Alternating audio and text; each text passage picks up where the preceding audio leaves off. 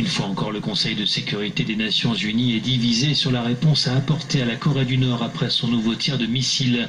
À l'instar de la Chine, la Russie s'oppose à de nouvelles sanctions commerciales prônées par les États-Unis pour asphyxier un peu plus le régime de Pyongyang. Moscou privilégie toujours la voie diplomatique. Nous avons à plusieurs reprises souligné que la pression des sanctions est épuisée et que toutes ces résolutions qui ont imposé des sanctions impliquaient nécessairement de reprendre un processus politique et de reprendre les négociations.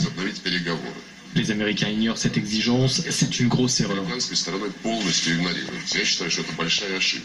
Lors d'une réunion du Conseil de sécurité convoquée en urgence à New York, l'ambassadrice américaine a une nouvelle fois envoyé un message de fermeté à Kim Jong-un. Si la guerre vient, ne vous y trompez pas. Le régime nord-coréen sera détruit complètement.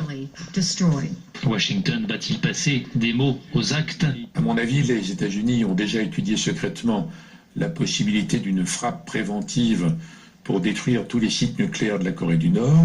Mais d'abord, ils sont sans doute pas sûrs d'y arriver d'un seul coup.